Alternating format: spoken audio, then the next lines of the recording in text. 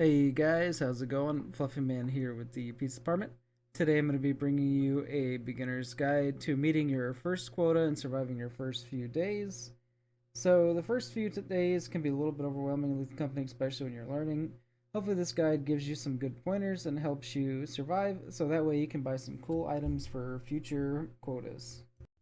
So the first tip I will have for you is going to be in your moon selection, and that's going to be picking a moon without any weather conditions going on. So here you'll see like stormy and eclipsed. You'll want to avoid those starting out till you get a better feel for the game. Stormy can electrocute you if you have metal objects, and eclipse will immediately spawn more mobs starting out. I would recommend doing experimentation for your first few playthroughs, as it's a good map to familiarize yourself with, and it's very easy to find the entrance. So my second tip for you is going to be for you and your crew. Also, this is kind of assuming you've chosen experimentation. Your sole objective is to get money and not spend money starting out. So everybody's just going to go in. Don't worry about buying gear. Go in there, split up, look for items. Don't worry about looking for mobs. Don't worry too much about mobs.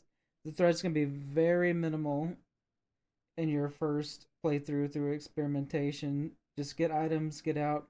The reason you're trying to do this is in the future you're going to want to hit quota, but you're also going to need more gear to better survive tougher mobs or maybe even fight some of them.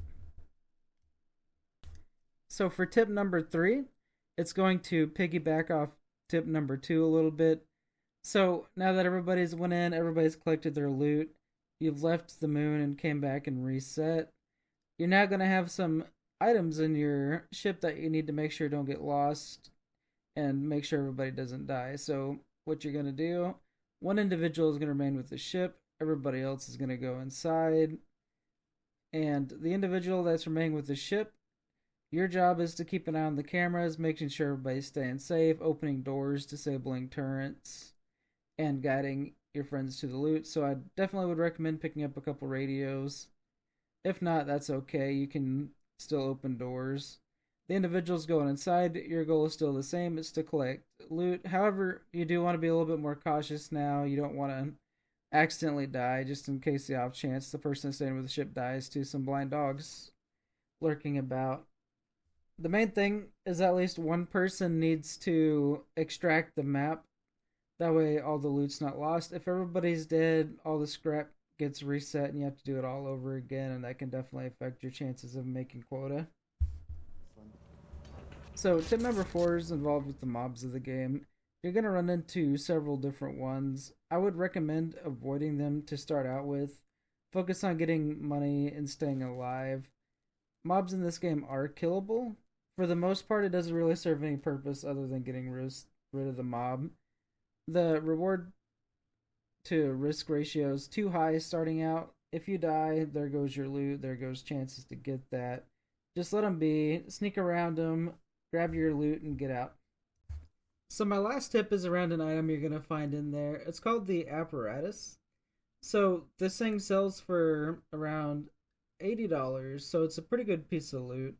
However, when you unplug it, it's going to do a couple things. The first, it's going to open all the doors and turn out all the lights, and the second is it's going to cause a 70% chance to spawn 2 random enemies. So when getting this thing, you need to make sure you know your pathway out, and also that you're ready to pretty well leave the map, as it's about to get a whole lot more dangerous. That pretty well wraps up the tips I have for right now. I hope this helps you out, and again, this is mostly geared for people just picking up the game or trying to get started. Once you do get past like the first few days, you do get a lot of options for gear you can purchase. You can bring a whole lot more equipment in. But anyway, thank you for watching. If you liked this video, consider giving a like and maybe a subscribe. If you didn't, go ahead and leave it a dislike. I do appreciate comments and feedbacks. I am currently working on a few different projects with the game, and we will see you in the next one. Thank you. It's a mine. Goodbye.